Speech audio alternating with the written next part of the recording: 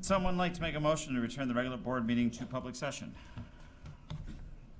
Mrs. Leatherbarrow, second. Dr. Venator, all in favor? Motion carries unanimously. I'd like to call the regular board meeting to order. All board members are present except Mr. Mecca and Mrs. Beeger. Mr. Matursky, would you like to please lead us in the Pledge to the Allegiance? To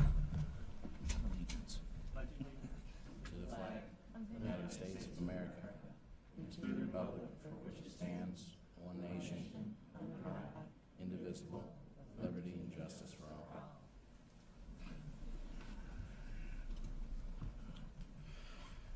Please be advised that in the event of a fire emergency and an evacuation should be necessary, an alarm will sound.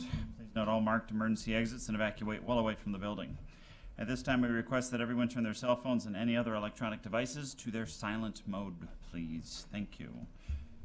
Would someone like to make a motion to approve the agenda as amended? Mrs. Van Cise, is there a second? Mr. Bornstein, any discussion? All in favor?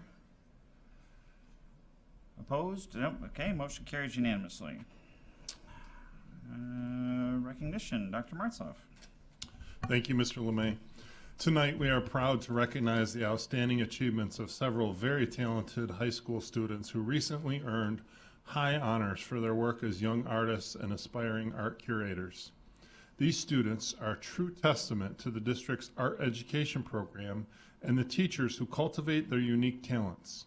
We are honored to have them all with us tonight, and I'd like to ask Mike Russo, Instructional Specialist for Fine and Performing Arts, to introduce this special recognition segment. Mr. Russo? Perfect. Thank you, Dr. Martzloff, and good evening, everyone. You can face whichever way you want. You can face that way a little bit, then you can turn the other way. We have some incredibly talented artists, as you mentioned, to recognize tonight, as evidenced by the achievements across Western New York they have received. In the back of the room, you can see that we have the original pieces, and we're also going to be showing them up on the screen. There are 3 different programs for which students have been recognized. First is the Albright Knox Art Program, Future Curators. In Future Curators, select students are chosen by competitive application to be curators of a show of work of their peers. Beginning in the fall of this past school year, curators met regularly to learn about different components of creating an exhibition, met with various Albright Knox art staff members, and organized an exhibition of artwork by local high school students. 2 students were selected as future curators, Anna Brown and Monique Farrer. 2 students had their work chosen to be displayed in the exhibition, Stella Hobart and Nicole Zhu. Anna Brown is going to speak a little bit about the Future Curators program while we show the work of Stella and Nicole here on the screen. And I told Anna that I would toss a couple of questions her way. So Anna, tell us, what was it like to be a future curator? Well, that's kind of a interesting question to ask because there were so many different and interesting components that went into it. We got to meet with every single staff member at the Albright Knox Art Gallery to see exactly what role they play, and every single role, first off, is so crucial to see what goes into an exhibit and goes into an art gallery. And I think that was definitely the best part, the people and learning what they do and knowing that they, like, the future of what we were learning and like what we get to do when we get out of college is just, the world is open and we get to have so many different career choices. And one more question. So tell us about the selection process, because you were involved in selecting the artwork in the show, correct? Oh, yeah. Well, we started off, Monique, wasn't it 598 submissions? 598 submissions out of all Western New York and Ontario as well. That's a crazy number to go through. It took us like 3 weeks to just even look at all the pieces and to give them the time they need to, like, for us to see them.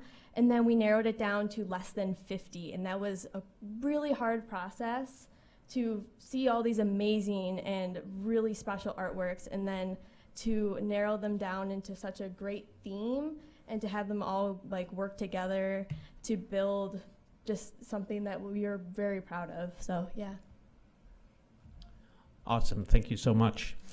Next is the store's All High Photo Show at the Keenan Center in Lockport, which is an annual exhibition of student photography. This year, Yamoma Mohammed won Best Waterscape Award for her photo titled Arriving to Aden. Yumomo took this photograph while on a boat coming into the port city in her home country of Yemen. One look at this photo and you can see why it is a winner. The third program is the Western New York Regional High School exhibit held at UB each year. Anna Brand took second place overall in this exhibition for her piece, Free to Be. As you can see from the original in the back, this is no small work, and the piece pops in person and digitally also. We're showing this piece here in the reception room at the district offices until the end of June. Anna created a short stop-motion video showing her creating her work that we would like to share with you now.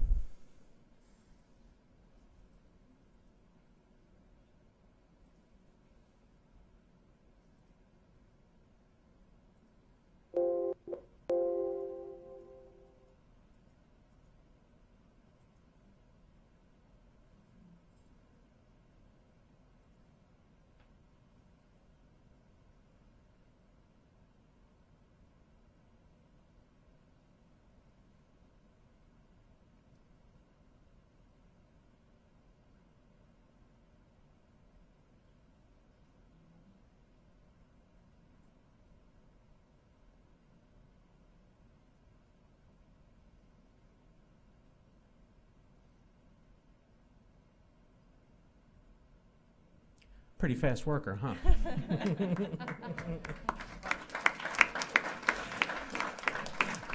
The work is diverse, the students incredibly talented, and we're excited to recognize them tonight. Please join me in congratulating all of the artists on their accomplishments.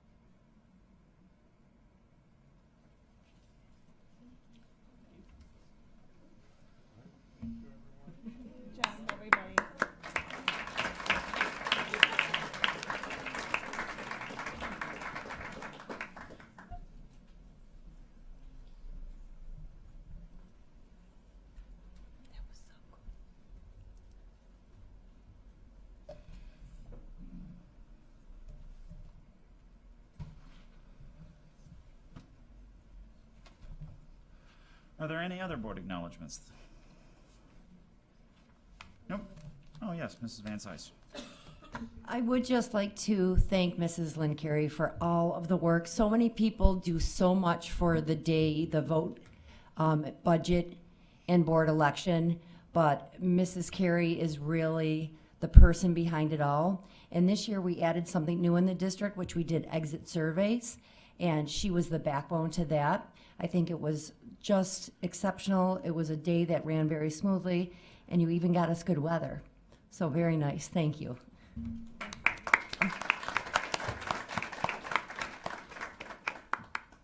Any other acknowledgements? Okay. Mrs. Van Cise, would you please read the board's public expression statement? Welcome to all who have come to observe this regular board meeting. Per policy 1510, the board has set aside 30 minutes for public expression, a time when we invite members of the community to share ideas and concerns with us. We welcome this opportunity to hear from you. Each person is given up to 3 minutes in which to address the board. You will be signaled with a yellow flag at 2.5 minutes so that you may conclude your remarks. This is a meeting held in public rather than a public meeting, which means we will not be engaging in a dialogue with members of the community this evening. Rest assured, we are listening carefully, and we take seriously what you have to say. I would also like to ask that you demonstrate respect for us and for one another by speaking to the issues, giving us ideas and sharing your opinions, but not engaging in any personal attack. Thank you for your cooperation. At this time, we do not have anyone signed up to speak. However, if there is someone that would like to, you are more than welcome to come to the podium, just stating your name and address. Okay, thank you. Thank you. Would someone like to make a motion to approve the consent agenda items 7 personnel, 8 business, and 9 special needs and students activities as presented? Mr. Bornstein, is there a second? Dr. McClary, any discussion? All in favor? Motion carries unanimously. I would like to thank the following retirees for their service to the district. Paula Bauer from South High School, the clerk typist for 30 years and 2 months of service. Joanne Brunetto, transit middle teacher aide for 27 years and 9 months of service. Suzanne Haas-Layden, Casey Middle School food service helper for 16 years, 10 months of service. And Deborah Morley, transportation bus driver for 26 years and 9 months of service. Congratulations.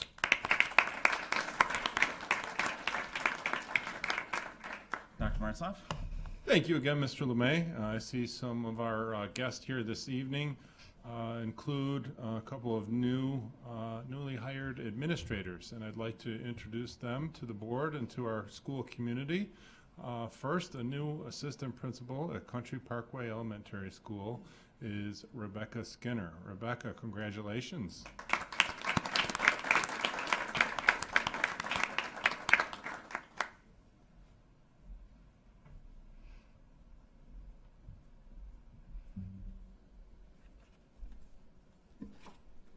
Well, thank you. I would like to just take this moment to thank the Board of Education, Dr. Martzloff and the leadership team, the hiring committee for this opportunity to continue to serve the Williamsville school community and school district in my new role as the assistant principal of Country Parkway Elementary School.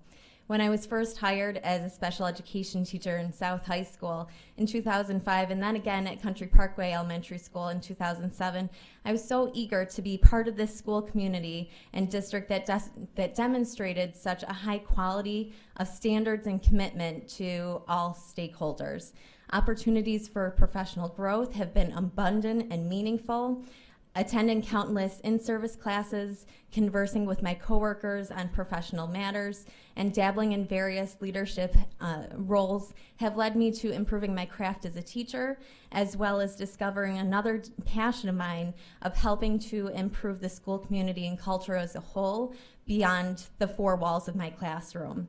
I've had many wonderful mentors that have helped me and guide me along on this professional journey of mine, and for them I am so grateful. In particular, I'd like to acknowledge Andrew Bowen, principal of Country Parkway Elementary School, for being an outstanding teacher and professional partner to me. Thank you, Mr. Bowen, for your sound advice, support, and reminders to not take ourselves too seriously.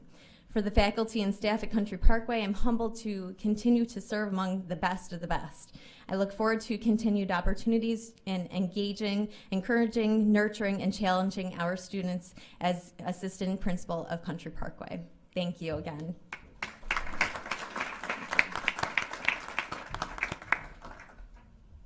Also this evening, we have another assistant principal who was appointed to be the assistant principal at Forest Elementary School, and that is Catherine Wendling.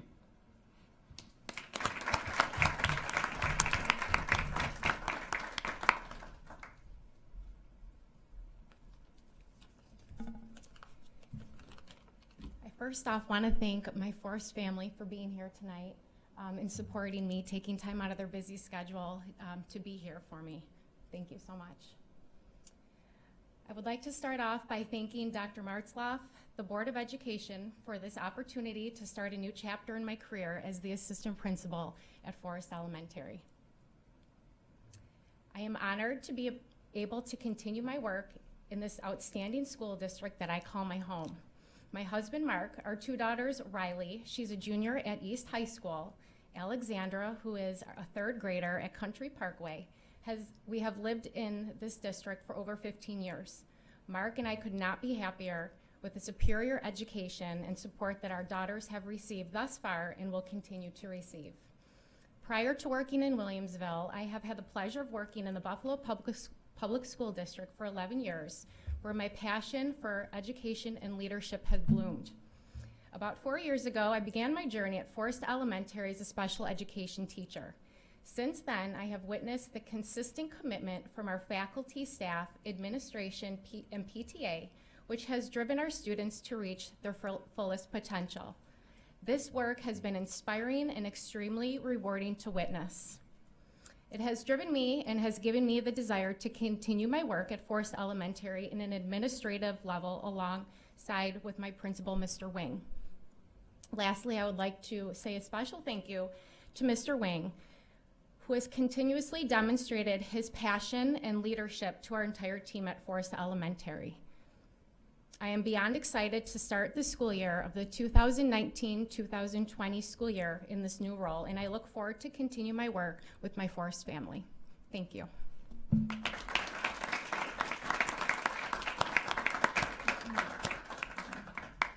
Congratulations to both of you. In the first few minutes, you have accomplished probably the most difficult thing, addressing a school board. Would someone like to make a motion to approve the minutes of the special board meeting held on May 9th, 2019? Mrs. Van Cise, is there a second?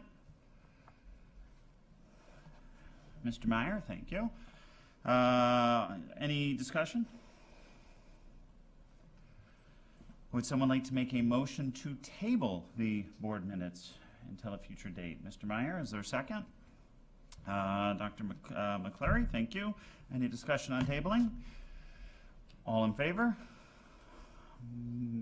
Opposed? Abstentions?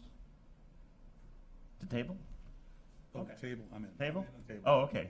Motion passes unanimously.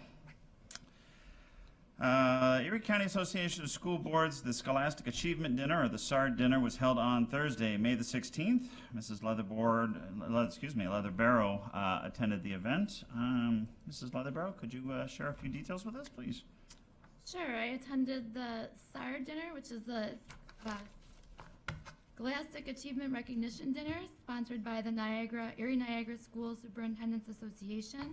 This was on May 16th, and I was joined by Dr. Balin and the principal from each of our 3 high schools, and we had 3 high school students from each school being recognized that night.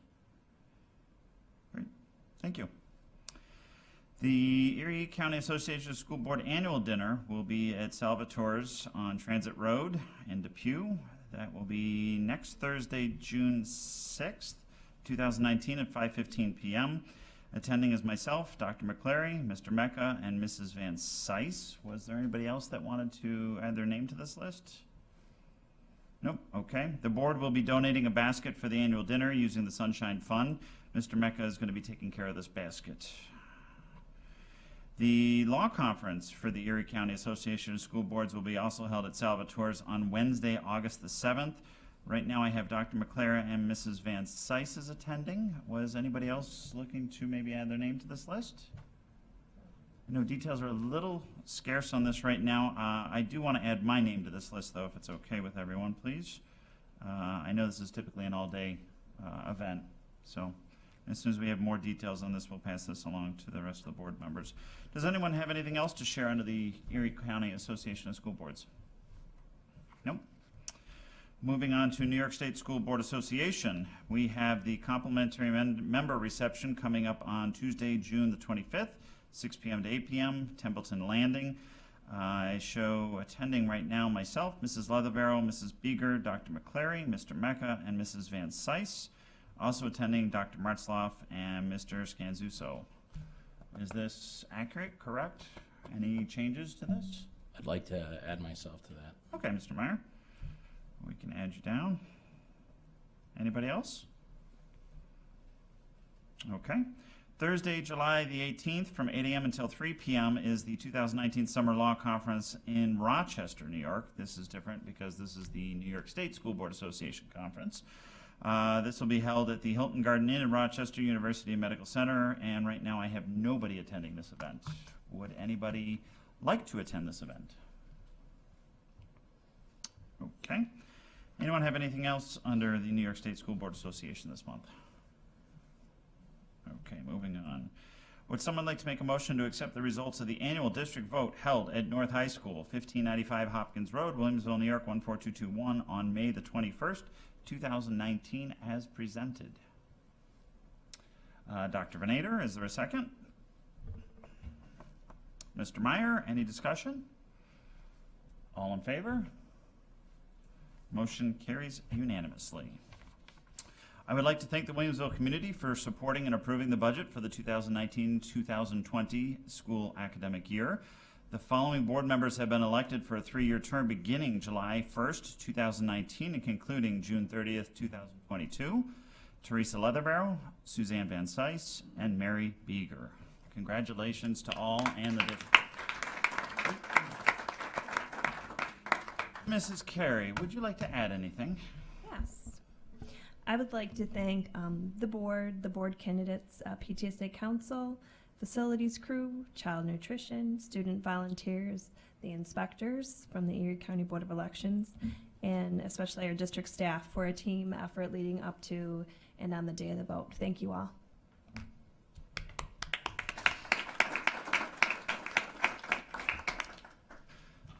Okay, schools are in the process of putting their graduation programs together and get their information together for their flyers and whatnot. It's that time of the year for us to review who would like to attend the 3 different graduations, as well as look at who would like to give the speeches. South High School graduation will be on Saturday, June the 29th, obviously at South High School, 6 p.m. I'm going to start with who is available to attend. Mr. Meyer? Who else? Mr. Bornstein? Who else? I can do maybe. Maybe. Gotcha. Dr. McClary is a maybe. Anyone else? I know we have some people absent this evening, so we'll have to reach out to them. I will be in attendance as my daughter is graduating, so I don't think I have the option to skip.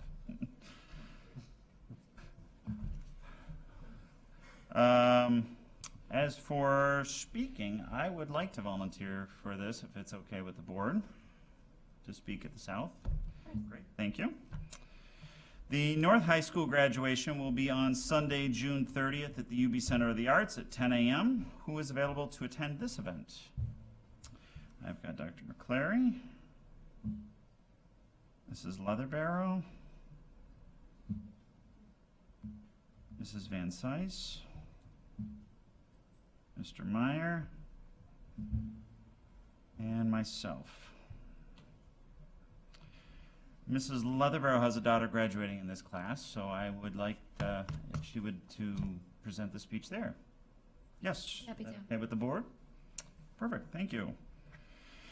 Lastly, East High School graduation will be on Sunday, June 30th at the UB Center for the Arts at 3:30 in the afternoon. Who's available to attend this event? Dr. McClary?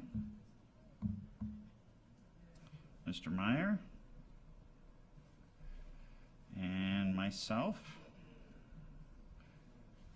Okay. I'm happy to take on the role of speaking unless somebody else would like to speak. Nope. Okay. I will do that. We'll have to reach out to Mrs. Beeger and Mr. Mecca to see what their schedules will allow. Upcoming Board of Education building visitations. Sadly, our last visitation of the academic year is upon us. Next Wednesday, June the 5th, we will be here in district office. I don't have the time handy, but I want to say it was 8 a.m. if I'm not mistaken. 8:15. 8:15, thank you for that. I show down myself, Mrs. Leatherbarrow, Dr. McClary, Mrs. Van Sice, Mrs. Beeger, and Mr. Meyer. Anybody else like to add to that? No? Sorry, I'm not attending. Dr. McClary is a no. Okay, I'm going to cross you off. That's not, yeah, my name's not listed. My name is, so I'm attending. Your name is listed? Okay, so we just got it backwards here then. Okay, Mr. Bornstein. Got it. Perfect. Just as a quick question, do we know how long that will run approximately? Typically about an hour. Yeah, I would say for district office, an hour at the most. Okay, thank you. You're welcome. Okay, Dr. Martzloff, would you like to give us your community update, please? Yes, I would like to first start off by thanking the entire Williamsville Central School District community for coming out to vote on our budget and passing all of the items that were presented to our voters. And I'd like to congratulate Mrs. Leatherbarrow, Mrs. Van Sice, and Mrs. Beeger for being reelected to the school board. Congratulations to each of them. We appreciate the work they've done so far and look forward to working with them for the next 3 years. I'd also like to make mention I had a chance to attend the PTSA Service to Youth Awards, which was a wonderful event to recognize people within our school community who are making a difference in the lives of our children.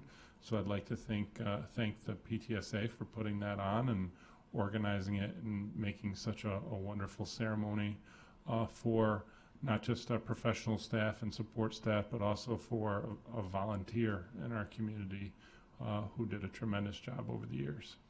When it comes to things happening around in the district, certainly I echo Mr. LeMay's comments in thanking Mrs. Carey. She did an absolutely tremendous job organizing the event. She was very fortunate this year because we had an extra vote in December for a capital project. So it gave her an opportunity to have more times to put forward a vote for all of our community voters. But she really did a tremendous job, very well organized, very well pulled together, a great team effort amongst a number of district staff that pitched in to help as well. So thank you, Mrs. Carey, for your efforts in that regard.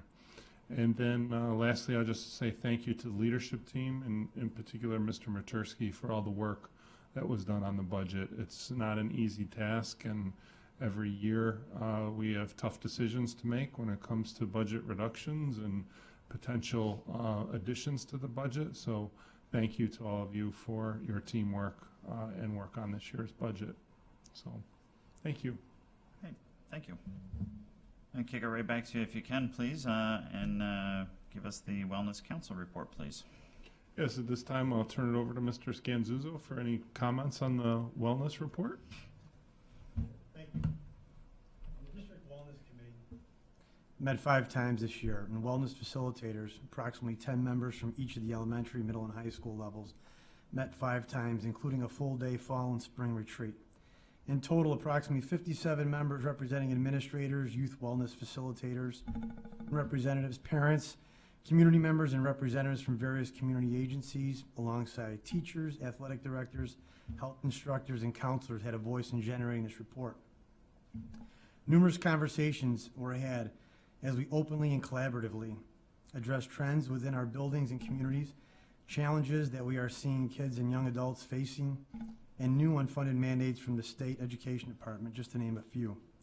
The recommendations were made to address those trends, challenges, and mandates, as we firmly believe incorporating them into the short and long-term strategies for the district to promote healthy lifestyles and produce a positive learning environment for our entire school community. Many district highlights are captured in this report, and a variety of projects were celebrated within school communities as we continue to work together on initiatives and activities that provide a more comprehensive picture of the work and types of support available to students across the district. These range from a variety of service learning projects and fundraising activities to the prevention of risk-taking behaviors and development of healthy coping skills to those fostering relationships and building connections to others. The staple of so many individual initiatives were fostered around the support and feedback provided by the framework of the 40 developmental assets, which identifies a set of skills, experiences, relationships, and behaviors that enable young people to develop into successful and contributing members of their community and society. This framework has been a compass for Amherst communities for the past 2 decades, as its strategies provide students with experiences and supports needed to develop resiliency, as well as solid coping and resistance skills. Years of research survey data has revealed that the greater number of assets a student possesses, less likely the student is engaged in risk-taking behaviors. These assets also have a profound impact upon resiliency, coping, and social-emotional development. District-level initiatives include our continued professional development in the area of social-emotional learning, mindful practices, resiliency, emotional safety, and mental health. The Collaborative for Social-Emotional Learning, also known as CASEL, has identified 5 core competencies necessary for a successful, productive life. These competencies, self-management, self-awareness, social awareness, responsible decision-making, and relationship skills can be taught. While the initial district trainings were centered and focused on mindfulness, efforts have since evolved to include instruction in the social-emotional framework, the impact upon positive youth behavior and achievement, and the relationship to mindful practices. Courses have been offered through both the course catalog and full-day training to a team of individuals from each elementary and middle schools. We are fortunate to have Ms. Linda Lantieri present foundational understanding and lessons that are easily incorporated into existing classroom instruction. These lessons continue to serve as the foundation of efforts grounded in contemplative neuroscience and consist of strategies known to help our students further develop skills in the areas of behavioral self-regulation, attention, self-awareness, perspective taking, and concern for others. We have been granted access to her materials, allowing us to continue the provision of professional development in the absence of her direct involvement by Dr. Rosa DeBate, Linda Rouet, and Mary Carol Deering. Since its inception, over 350 faculty members have received training in these practices. The district also remains committed to sources of strength. Peer leaders from all 3 high schools develop positive, strength-based messaging campaigns, educating their peers through a host of different activities, including assembly programs, interactive presentations in health classes, and video communications via morning announcements.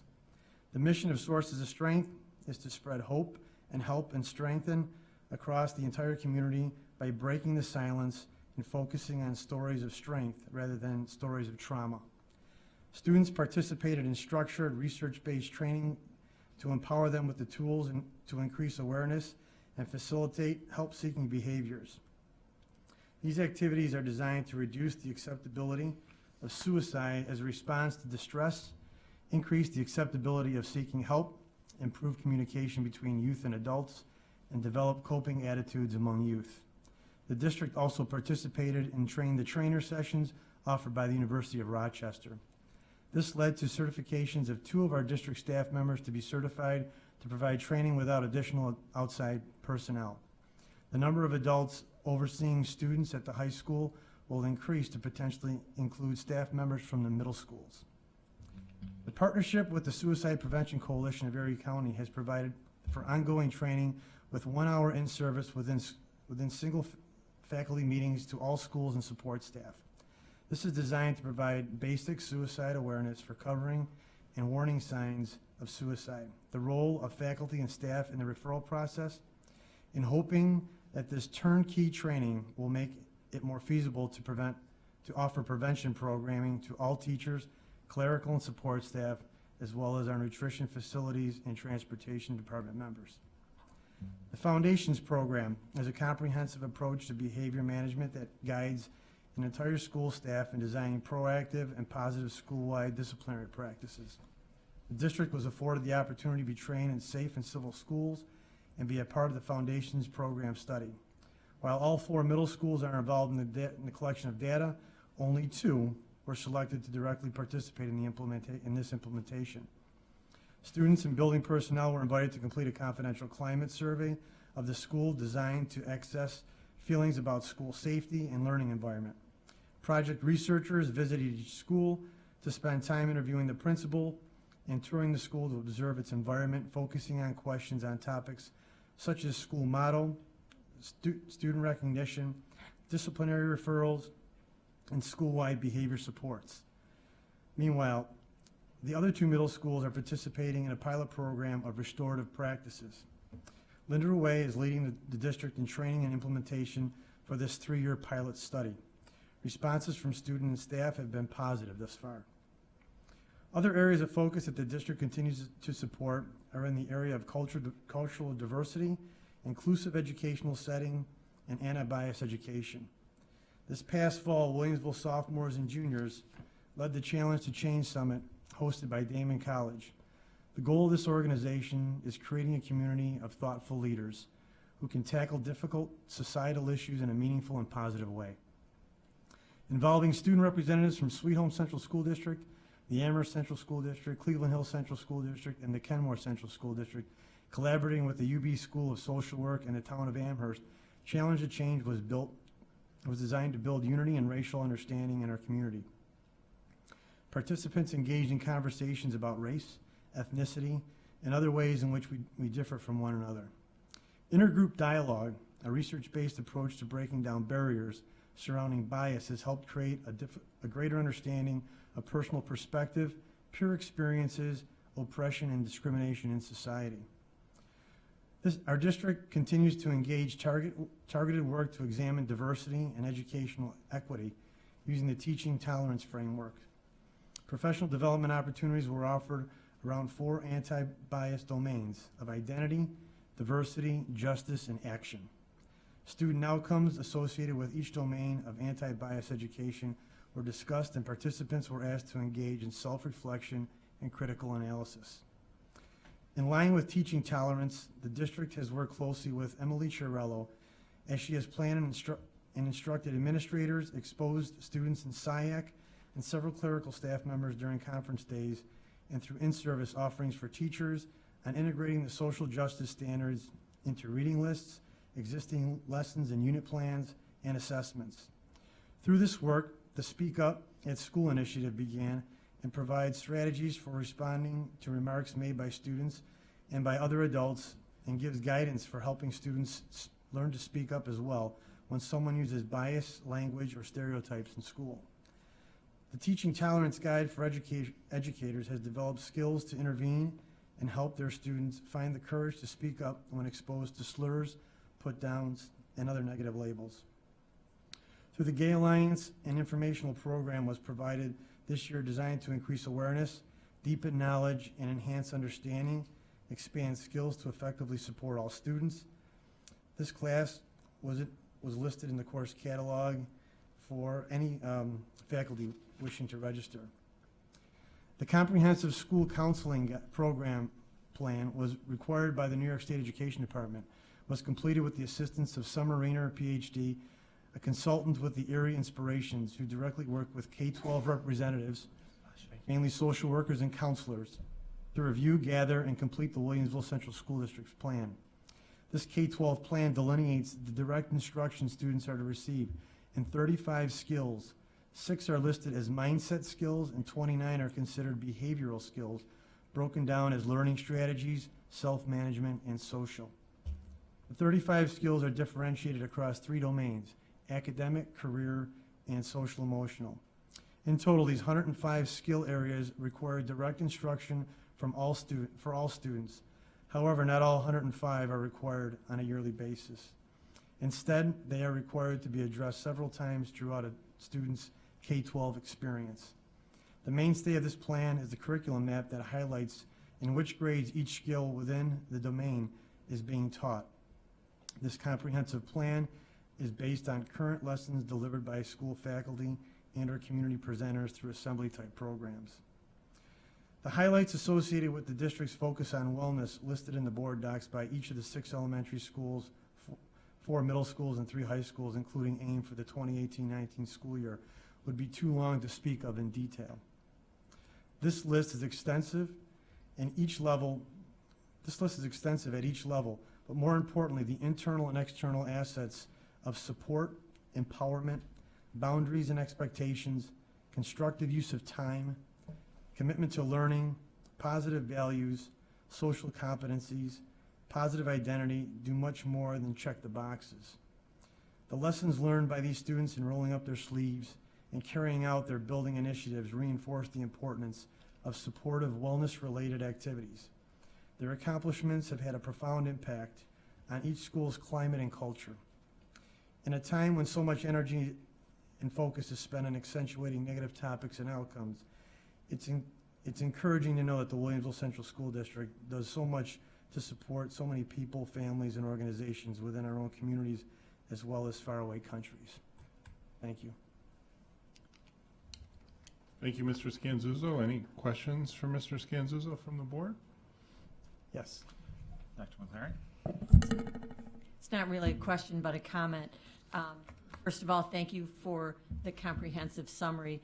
We have been talking about wellness consistently for several years, and it's nice to see that we are continuing with some of the practices that we have found successful, and we're also looking to expand and the experiences for both faculty and students, and most especially, I commend that we are continuing to work with the various committees and organizations that are within the town, not just within the school district. Thank you. Thank you. Yeah, Mrs. Van Cise? In your report, I read the amount of people, administration, teachers, parents, students that are involved in the committee. Will you be including middle school students as well once you extend it out to the middle school population? Will those middle school students be part of the Wellness Council eventually? Do you see that? There are members of our social emotional committee that represent middle schools. Okay. I could say looking forward, we have many committees in this district that are working, I don't want to say in silos with one another.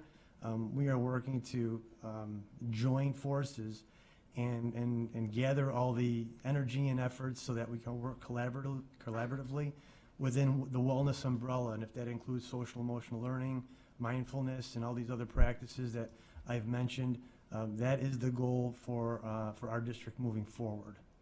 Good, I'm glad to hear that. Just a concern that I happen to notice, as far as high schools, I see that Williamsville East High School has more students involved than North and South.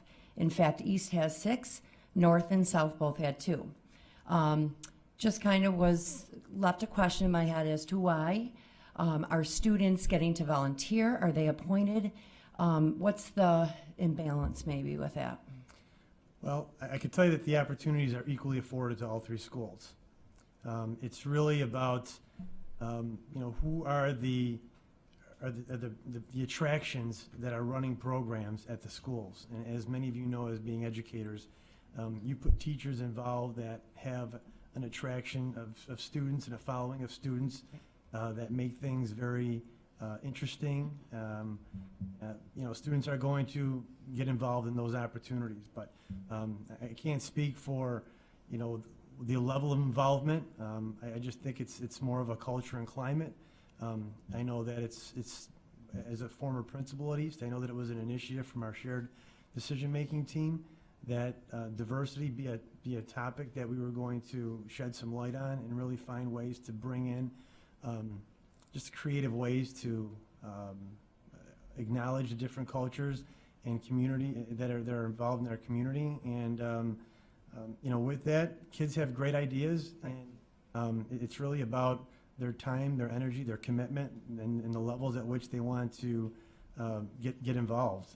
And I realize that, and I certainly welcome. That's what I would like to see. I just want to make sure that we have all 3 schools represented equally, so that one school isn't overpowering another school, that as long as then they're sharing out and it's a collaborative effort, just making sure that the student voice is equally being disseminated there. My other question is, as far as cultural diversity, I know that there's PD offered for teachers, and we have different programs such as the Challenge to Change. Are we as a district educating all teachers and all students on an ongoing basis when it comes to cultural diversity within the classrooms? So not just some teachers getting to go to some PD if they sign up, or some students if they signed up to go to Challenge to Change. Are we hitting all students and all teachers?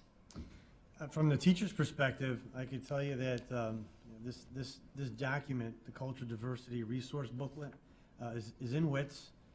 It's something that we, as a former principal, we encourage all of our staff members to take a look at it, especially in an age where we have such a diverse district. To get to know who the kids are in your class rosters, take a look at this resource and use it as an opportunity to establish relationships with kids.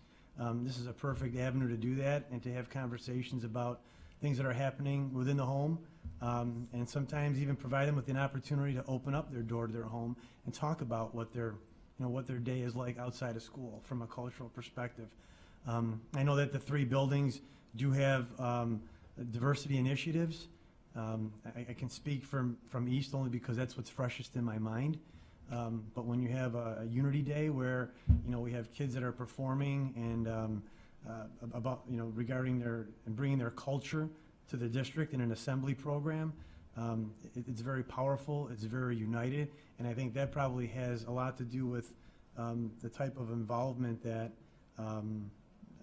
you were speaking of regarding the 3 schools. I don't want to say that the other 2 buildings aren't emphasizing it, because they are. And I know that prior to the start of the school year, I know a few years back that the staff at North High School, they had a full day session at the Jewish Heritage Center, and I know that they were introduced to a variety of cultures from community leaders, and they asked questions and answered them from the staff to better understand the cultural diversity issues. As far as students, I think that when you have club-run organizations in schools that promote and embrace what I think is one of the strengths of our district, which is our diversity, I think that you'll see that in various levels. So those opportunities are provided to students and the staff as well. Any other comments? Mr. Bornstein? Yes, thank you for that report in this Welcome. important area. I'm wondering if you could make that available to us somehow so that we can go over it a little bit more detailed. I think he means the document you were referring to, the one that's The in summary?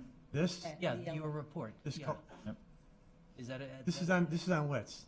Are you referring, Mr. Bornstein, to the document that's shared with principals and teachers that he has in his right hand currently, or the document he read I read. during the summary? To us. I yeah. can provide that for you. Sure. Thank you. Summary? Yes. Okay. Do we have the availability on WITS to see that? It's also on the district website. Okay.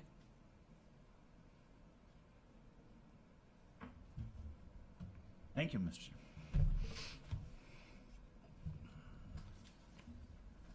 Would someone like to make a motion to accept and adopt the revised Code of Conduct as presented?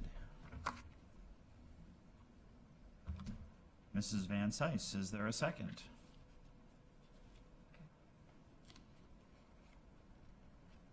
Mr. Meyer, thank you. Any discussion? All in favor? Motion carries unanimously. Would someone like to make a motion to approve the resolution for year-end budget transfer authority as presented? Mrs. Van Cise, is there a second? Mr. Borenstein, any discussion? All in favor? Motion carries unanimously. Someone like to make a motion to approve the bond anticipation note pay down as presented? Mr. Borenstein, thank you. Second? Mrs. Van Cise, any discussion? All in favor? Motion carries unanimously. A few more.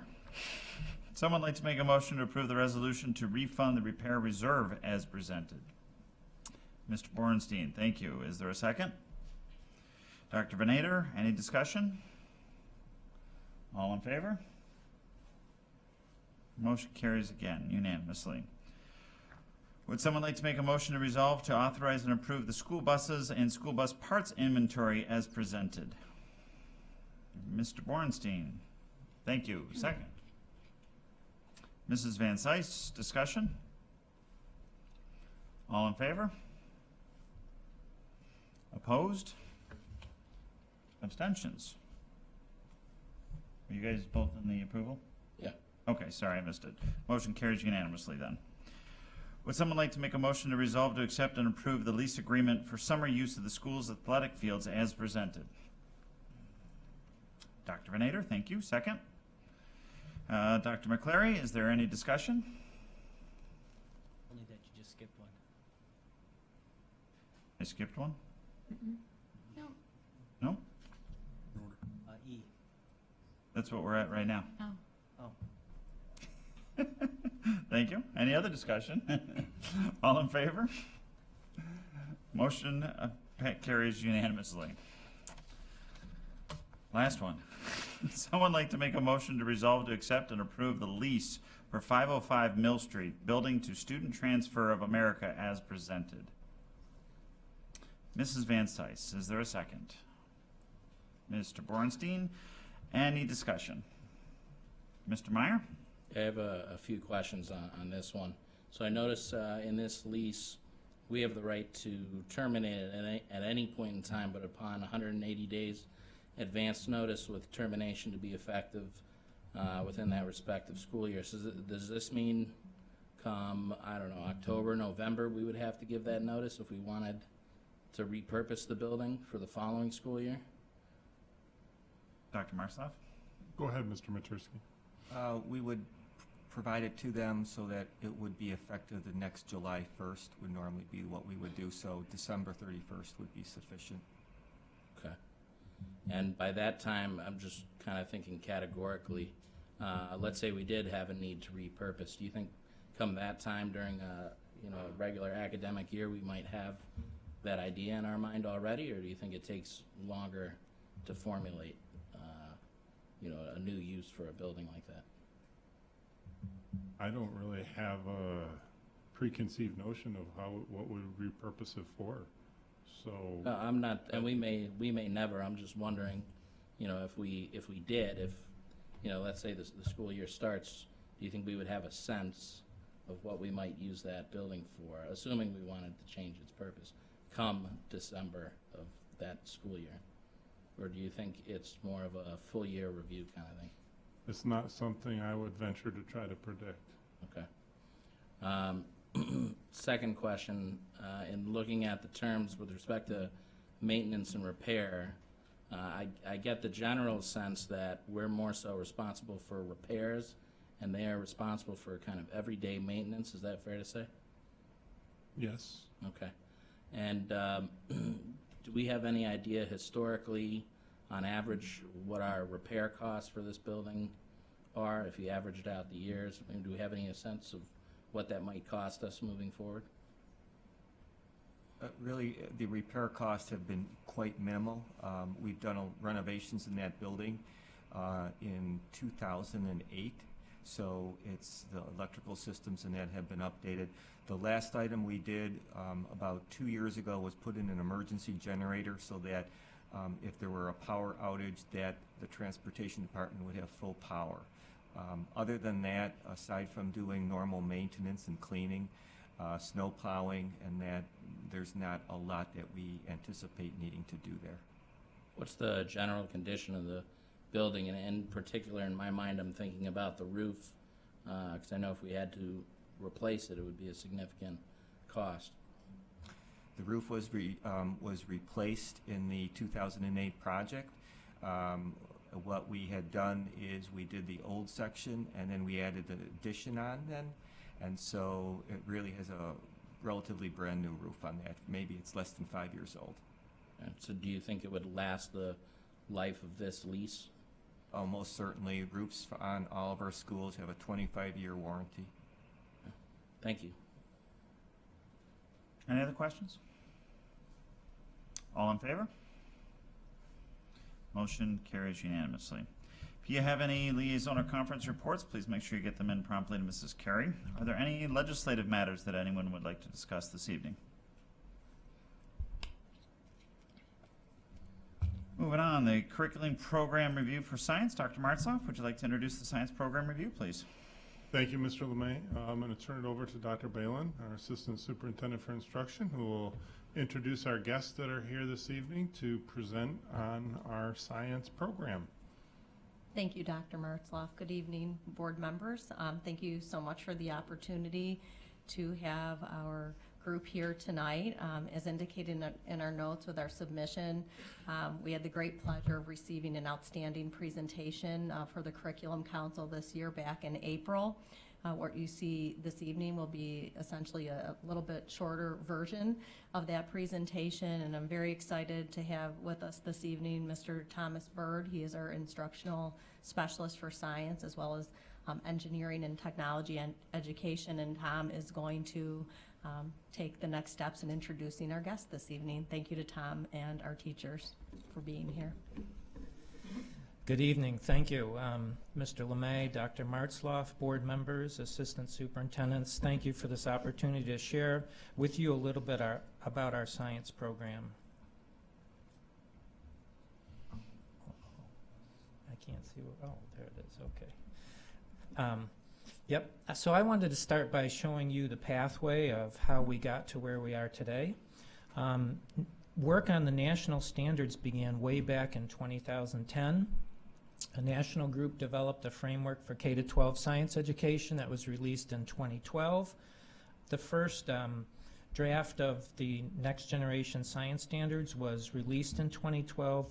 New York State was a lead state in writing those national standards. The final revision of the Next Generation Science Standards was released in 2013. They added evidence statements in 2015. New York then took those national standards, reviewed them, tweaked them, and released their the New York State Science Standards in 2015 and the final version in December of 2016. So it was rather a long road, but we finally have new science standards. New York State released this as their first implementation timeline, phase 1 of raise awareness and building capacity, phase 2 of transition and implementation, and phase 3 implementation and sustainability. It was a little vague, so people like me around the state complained and asked, could you give us some school years? So they finally did. So 2017 to 19 are those raise awareness and build capacity years where we had teachers look at the new standards and the changes and what they might bring. In September 2019, we begin transition and implementation, which runs for 2 school years, and then implementation and sustainability for 3 school years after that. In January of on January 20th, the state released this. It's a little hard to read the graphics, so I've kind of given you a summary here. Again, 2019, the state is recommending implementation of kindergarten through 3rd grade and 6th grade. The following years adding 4th and 7th, then 5th and 8th. There will be new state exams in 5th grade and 8th grade in June of 2022. And that 4th grade test, that's the science test, has been in 4th grade for over 20 years. That will be moving to 5th grade in June of 2022. And then we begin the implementation process in high school with earth science and biology, new Regents exams in 2023, then chemistry and physics, and new Regents exams to follow there. This is probably the biggest idea that's come out of the new standards, and it's kind of a new approach. They call it the 3-dimensional approach to science, teaching, and learning. It involves the science and engineering practices, cross-cutting concepts, and disciplinary core ideas. So the water cycle, believe it or not, is still the water cycle, and photosynthesis is still photosynthesis, and mitosis is still mitosis. But the new standards encourage kind of a new approach to teaching and learning. Here you see the science and engineering practices. These are practices that we want students to be engaged in, like asking questions, planning experiments, collecting data, and analyzing it. And cross-cutting concepts are recognizing patterns, cause and effect relationships. So we really want to focus on students doing science. I kind of look at it this way, that the content is what we want students to know. Those science and engineering practices are what we want students to be doing. And the cross-cutting concepts are kind of how they think. Another emphasis of the new standards is to pose phenomena and problems to students and ask them to solve them. So looking at new science resources and new science series, many of them are problem-based and phenomena-based. A couple of examples here. 2 winters ago, it was especially cold in Florida, and iguanas were falling out of trees because they are cold-blooded. So, but we wouldn't tell the students that. They would investigate why that was happening. So, and the other photo is that one of the island masses of plastic litter that's in our oceans, and how students may work to solve that. So, just to model something very quickly, so our teachers might start with a problem to engage students. So I have a fable from Aesop here, the crow in the pitcher. So crow's flying around, it's very hot, and he's very thirsty. He comes to a pitcher, finds some water, but in the bottom, and he can't reach it. So I actually have some materials on a white tray there for Mr. LeMay and Dr. Martzloff to see if they can figure out how our crow can get a drink. I'll give you 20 seconds. I'll give you 20 seconds. So Dr. Martzloff is putting some marbles into the graduated cylinder. And what do you observe about the water level? It seems to be rising. Yeah. So if you know the rest of the fable, the crow picks up pebbles and adds them to the pitcher until the crow can reach the water. Thank you. So now the crow can get a drink. So now kids have experienced water displacement, and we can go into that and so on. And thank you. I was hoping you wouldn't just tip over the graduated cylinder. I was hoping to pass the 5th grade state exam. So these are kind of pedagogical models, like Sage on the Stage is kind of when teachers may give direct instructions to students, which probably has a part at times in our science instruction. The Guide on the Side model is more of a facilitator, where you put groups of students to work and the teacher acts as facilitator. What we're kind of pushing teachers to do is to be the meddler in the middle. So it's kind of a step beyond that Guide on the Side, where they're not just observing or watching, but they're more active. So they're asking kids questions and posing problems, and a more active participate in challenging students in what they're doing. Yeah, so the standards are separated K to 5. The units in the standards are all determined for K to 5. At each grade level, students get a life science unit, a physical science unit, and an earth and space science unit. And the new standards add the engineering design standards to it. And these are opportunities for students to engineer solutions to problems. This is kind of what a standard looks like. This is a 3rd grade weather and climate standard, and you can see along the bottom there are the science and engineering practices, the disciplinary core ideas, and the cross-cutting concepts. So we have that 3-dimensional approach to science education. These are standards, and all districts across the state will have to actually write their science curriculum. So unlike ELA and math, the state won't be providing domains or modules or curriculum, but we'll have to write that. And this is a brief look at an engineering design standard where, again, students will have to solve problems to answer questions. It's a good opportunity to integrate and make our science more STEM.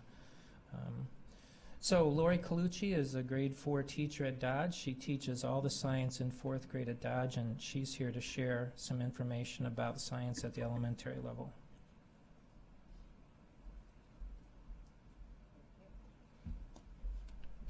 Hello. I'm going to share with you a robot unit that I did with all of my 4th grade students. Keep in mind that they are 9 years old. Every 4th grader constructed one of these robots. It truly fit into the engineering design and energy units, such as electricity and simple machines. The students started out, wait a second. What do I, and there, oops. The students started out with their learning goals, and they're very simple, but were very, very important. They had to learn how to work cooperatively, take turns, and work with each other.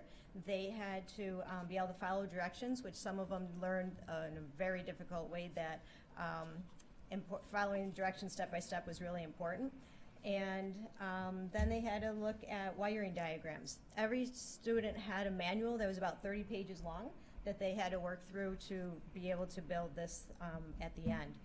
They started with learning how to use a screwdriver. Many students had never done that before, so they had to practice screwing larger screws down to very teeny ones.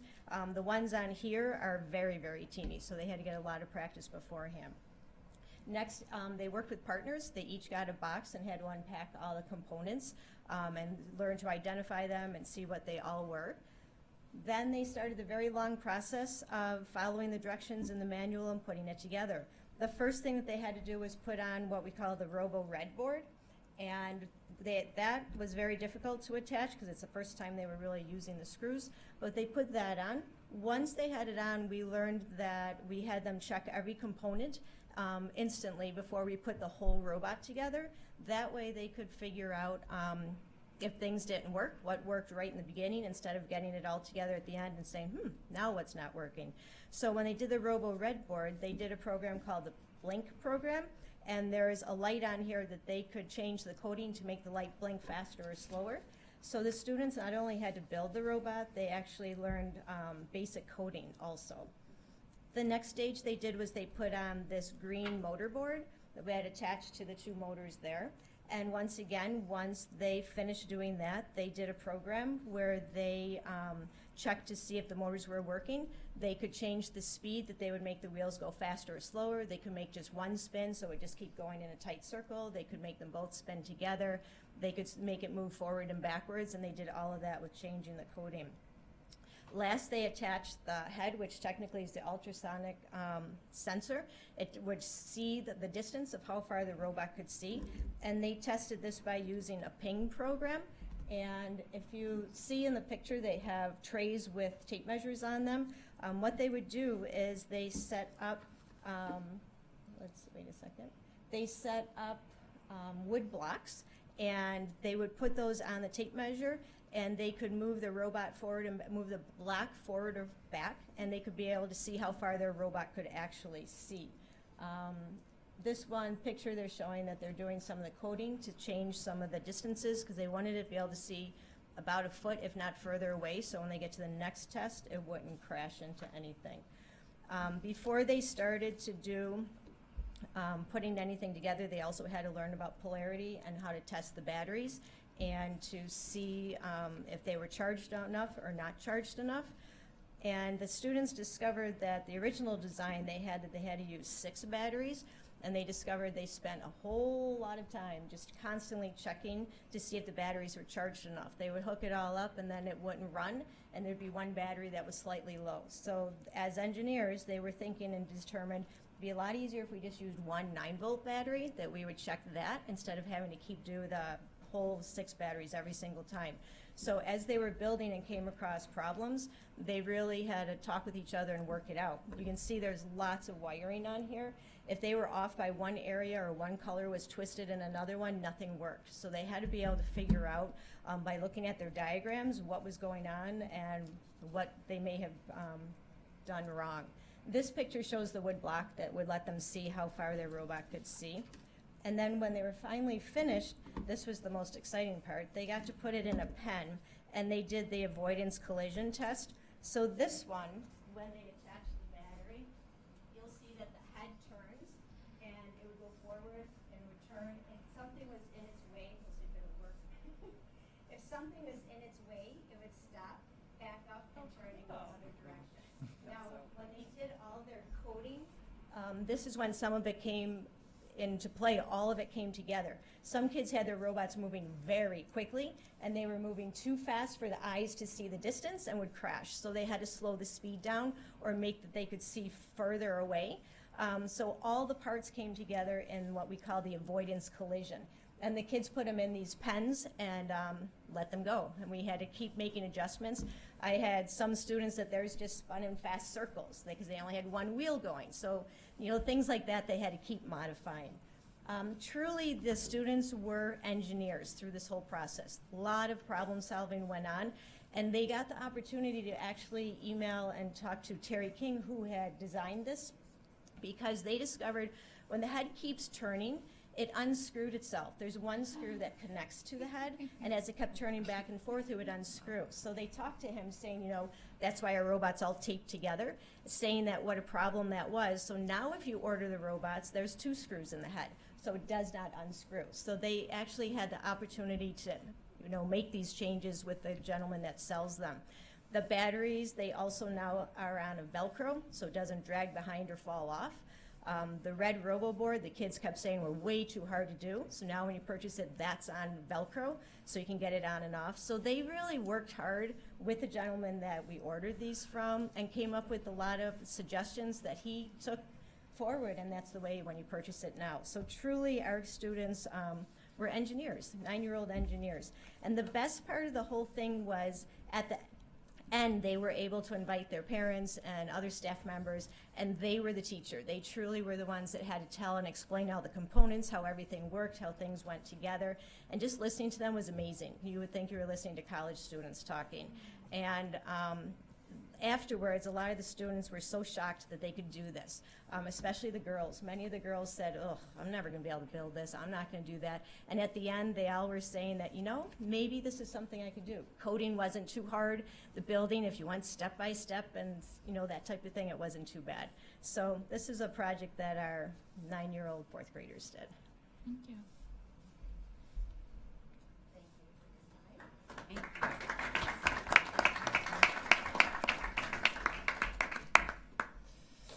Thank you, Mrs. Colucci.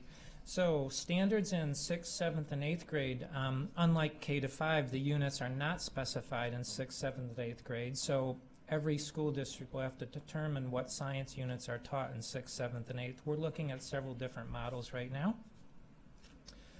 This is a middle school science standard on matter and energy and ecosystems. There are also engineering design standards in middle school also. And Sue Merlino teaches 7th grade science at Heim Middle School, and she's here to share something about middle school science.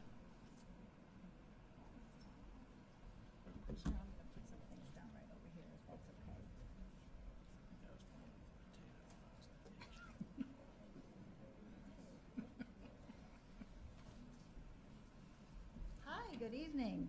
I'm Sue Merlino. I teach 7th grade science. I've been at Heim for a long time and seen some changes in our science curriculum over the years, and it's kind of swinging back to being very project-based, which is very exciting to teach. I brought a few little baggies with me today, and thought I'd engage you a little bit in a chemistry lesson. And so this is a little bit of calcium chloride in one corner, and I'll hand it to you, sir. Thank you. And some water in the other. And without opening the bag, why don't you take that, sir? And then you can untwist the little twist tie and kind of massage it with your hand and kind of mix the water with the calcium chloride. And then feel it, because there's going to be a chemical change in the bag. And so in 7th grade, the kids do a unit where they learn about chemical changes and physical changes and what you should be feeling. Hopefully, if everything worked out right, go ahead and kind of feel it. You can pass the bag on. It should be getting very warm. Yes. And calcium chloride is typically what you put on the icy sidewalk to melt the snow. And the kids are learning about chemical changes. No, they have one. Kind of a new thing that maybe these students here didn't have when they were in middle school are these electronic temperature sensors. So don't have it hooked up to the screen. I'll just take my little Chromebook and put it here. But if we hello there. If we put the thermometer around there and just kind of hold it on there, I'll collect some data here. Hopefully it'll work. There you go. Slowly the line is rising, and so kids are analyzing data on their Chromebooks, and we have it's a relatively inexpensive piece of equipment for them to interface with the Chromebook. So they're seeing the temperature rise. Doesn't look like it's rising that much, but when I change view, it sure does. So typically in the past, this is where we would stop. We would say, oh, look how much the temperature rose, and this is a chemical change, and we'd kind of move on in our program. But then I guess with the new standards, we want to give the kids a reason. Why should we be learning about chemical changes? Where is this useful? Of course, as the science teacher, you're like, it's useful all the time, everywhere, but when you're in 7th grade, it's great to have a project that centers around it. So the next phase incorporates a little of the other science disciplines rather than just purely chemical. We got into a reason why we would we need this heat in a bag, a portable source of heat. So I'm kind of showing these little plastic turtles. The next step was the kids are given the assignment where they have to make an incubator to transport reptile eggs. Now reptiles are cold-blooded, so typically they need to be kept warm. The eggs just have to be kept at a certain temperature to incubate properly. So we gave them a scenario.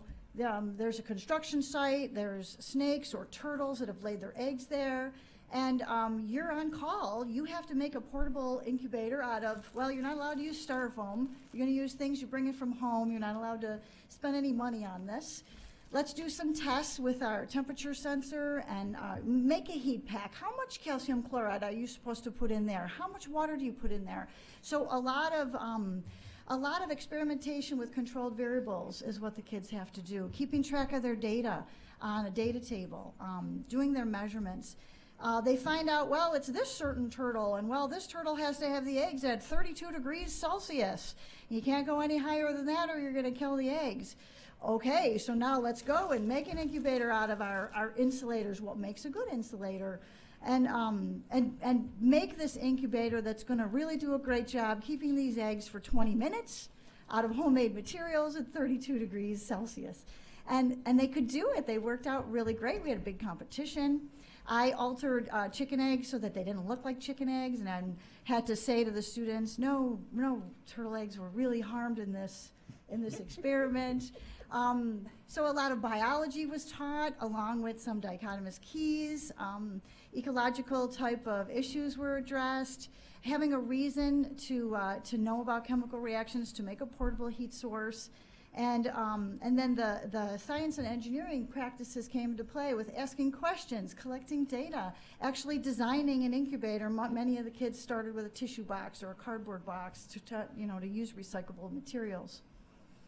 And later on in the year, I was exposed to a great workshop that I went to at the Buffalo Zoo about plastic pollution. Makes me never want to drink from a plastic bottle again. And just bringing that, sorry about that, and just bringing back to the classroom the idea of micropollution with microplastics. We went over the chemistry of that in class, but then there was an opportunity for the students to bring an awareness through artwork, and how lovely it was in the beginning of your meeting to see these beautiful artists. Well, art and science really can go hand in hand. So, I posed to the students, we want to bring an awareness and educate people about plastic pollution. Next year, maybe I'll incorporate that along with the turtle activity to kind of bring that together. So I brought one of the pieces of artwork that one of the students had done.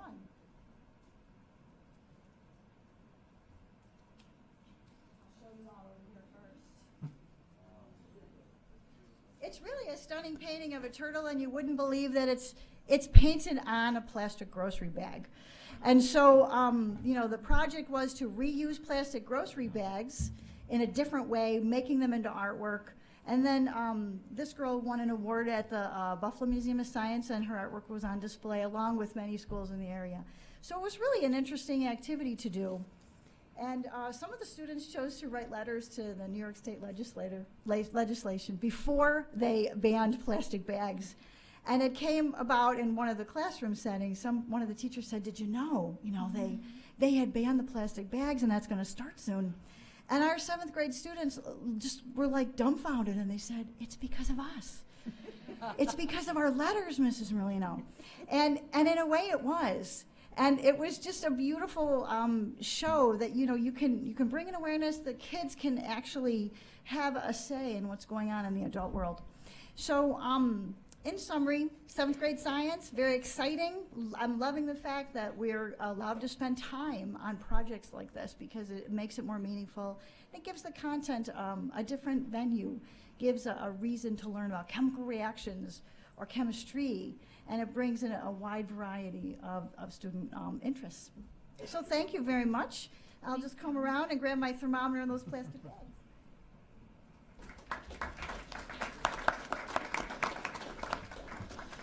Thank you, Mrs. Merlino.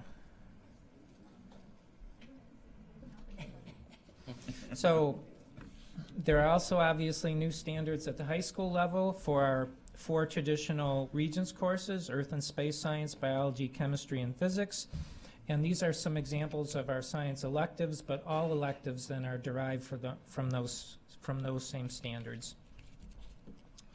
And some high school standards in chemical reaction and engineering design standards at the high school also.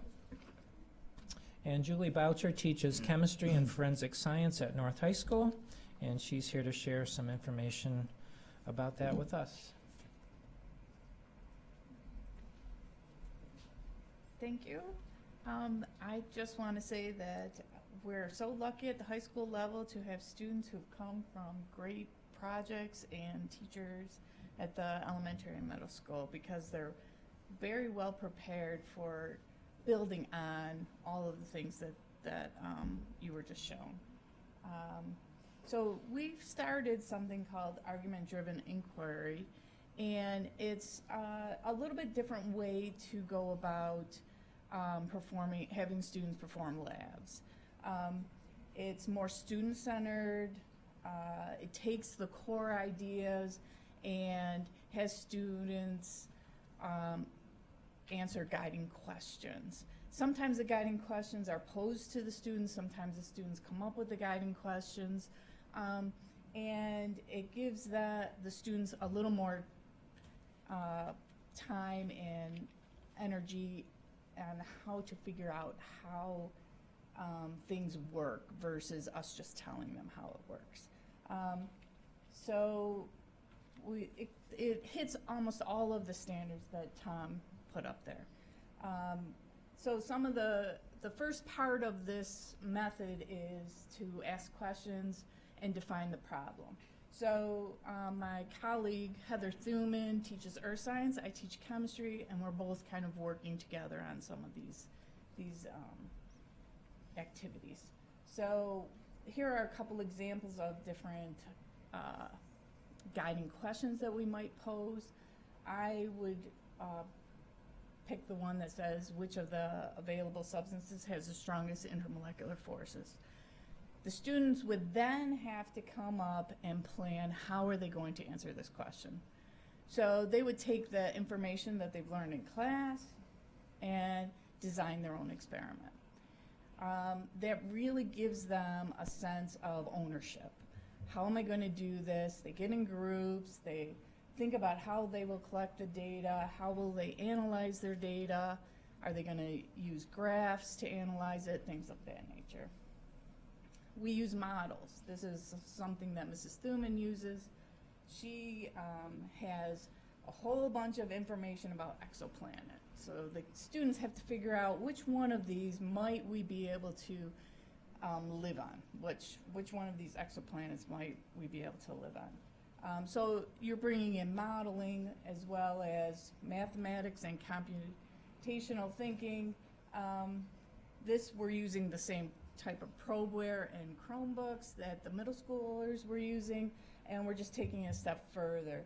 This is some data that my students collected on temperature differences for intermolecular attraction. So this would help them to determine who's got the strongest intermolecular attraction.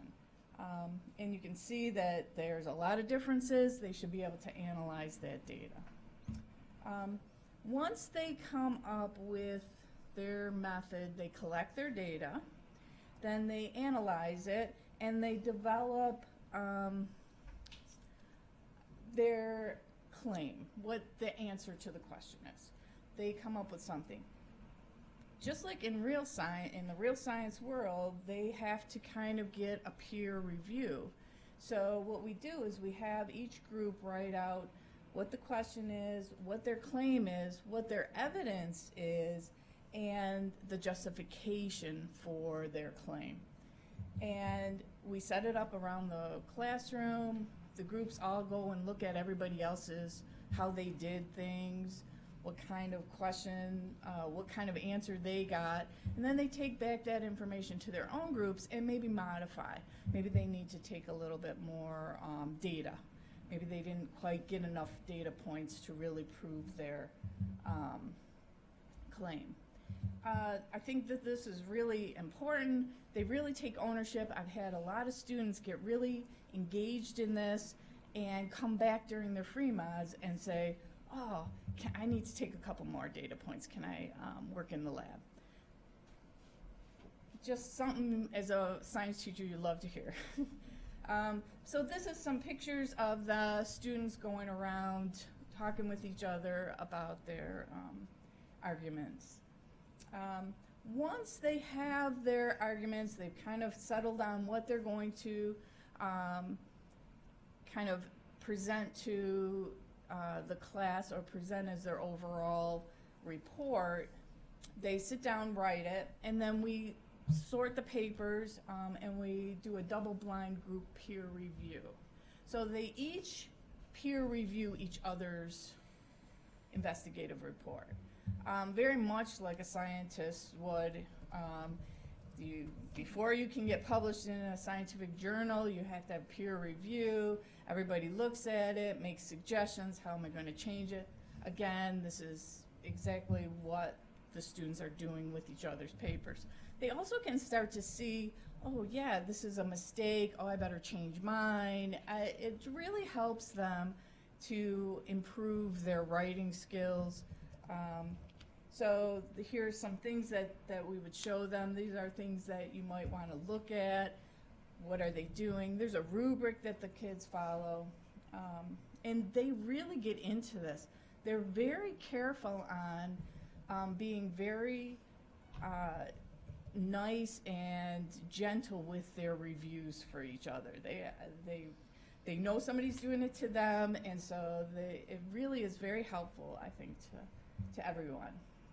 Another thing that we're doing in class are the breakout boxes. Again, critical thinking, collaboration, creativity, communication, all of those things are part of the new standards. This is all, we want cross-cutting concepts, all that. In my forensic class, we analyze, use our critical thinking skills, answer questions, who did it, why, what evidence would you collect, so on and so forth.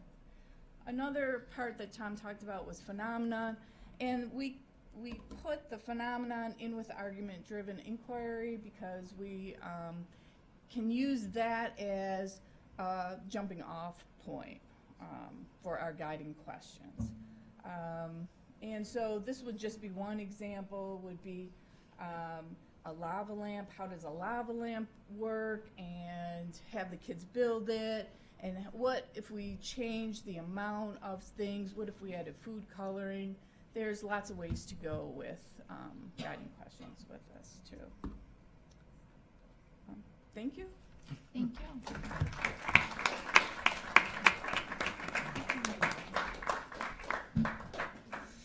Thank you, Julie. So yes, thank you to all of our teachers, and appreciate your time and expertise in sharing with us.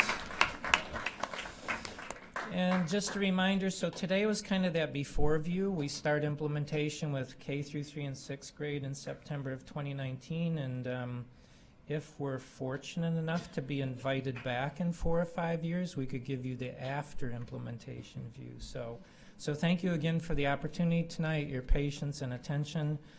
We appreciate that. And our goal is to make science teaching and learning fun. And yes, this is your 2nd grade teaching staff at Country Parkway. So thank you very much.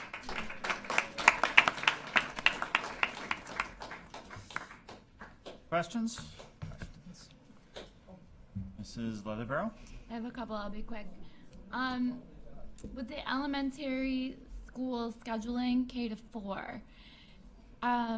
Is it still, like, how much time is being allotted in the classroom during the day for science instruction? I know when Common Core started off, that time kind of dwindled and it became embedded into literacy. But it looks to me, from an educator, that with the next generation standards now, it's going to be dependent on them actually doing hands-on science. So that's a very good question. You know, to the science guy, there's never enough time for science, of course. But and this was a problem nationally, not enough time for science and social studies. So when the national group wrote the science standards, they deliberately and intentionally put less science to do in K-5 because they knew people were pressed for time. So so generally I'd say 20 to 30 minutes a day in K-4, and what we're using in K-4 to teach the new standards are the BOCES science kits. Obviously they're all brand new, they've been redone, they're based on the new standards and the new units, and in K-4 they have 3 units a year to do, a life science, a physical science, and an earth and space, which match up to the units. And the teaching instructional days are between 25 and 30 days per kit. So we feel that time-wise that's manageable, that our teachers can do that, and by doing that they will be accomplishing all the standards at each grade level. So are those kits being strongly encouraged? Are they optional, or are all children getting access to those kits? Yes. So in the past, we've had the older version of the kits, and kind of dictated by budget, we had to do some sharing of the kits. But fortunately, the district for this coming year has provided the funding that each teacher K-4 will have their own kits. So that'll eliminate sharing, and yes, that's an expectation that all teachers do that then, yes, absolutely, positively. And I do want to thank Mr. Matursky and the district for providing that funding, because that was a huge boost to us with the new standards and the new kits. Thank you. I just have a couple quick more questions. With the changing of the testing going from grade 4 to grade 5, is it correct then that some students will be tested 2 years in a row? No. So this year the 4th graders are tested, next year the 4th graders are tested, and then there's a year where neither 4th or 5th graders will be tested. In 2022, the 5th graders will be tested for the first time. So the state has kind of built the implementation plan around the assessment. So starting with K-3 in September, those 3rd graders will be the first ones to take the 5th grade test. So they'll get the new 3rd grade curriculum this year, the new 4th grade curriculum next year, then the new 5th grade curriculum, and then be the first ones to take that 5th grade test. Okay. So it's being phased in starting with 3rd grade, not really from kindergarten. K-3 and grade 6. Got it. Okay. And then 2 more questions. Sorry. I understand that just having a child in 6th grade this year, that the textbooks were being piloted across the district. Yep. Has there been any decision on which books you're going to use, or what was the outcome feedback from the pilot programs? So it's interesting. A couple of the newer series that we looked at had student write-in texts. Yes, consumables. Yes, consumables. So we took a look at those, and again, some teachers liked them, some teachers didn't. I'd say more didn't. I think in the scope of things, we were hoping that that this write-in textbook would provide more opportunity for writing in science. But when we piloted it and looked at it, the writing was pretty limited. I mean, one-word answers, fill in the blank. So as we used it, it began to look more and more like a workbook that I used when I was in school, and it was only so engaging. Some teachers do like kids having and some students like the ownership of this is mine and I have it, and others are ready to be all digital because we can do all that digitally also. So the series that we're Well, we're doing the BOCES kits K to 5, and 6 through 8 we're looking at Amplify Science. So Amplify Science has won a lot of awards lately. I think that they have probably the best program that's phenomena-based or problem-solving based. So when Sue was talking about the chemical changes, and there's a unit on chemical change in middle school, and most science series call that unit chemical change, but not Amplify Science. Their unit is what happened to the methane lake on Titan, which is a moon of Jupiter or Saturn, I forget, sorry. But so NASA had a probe that did a flyby, took a picture of this methane lake, and 3 years later the probe was back, took another picture, and the lake was gone. You could see the imprint of the lake, but no more methane.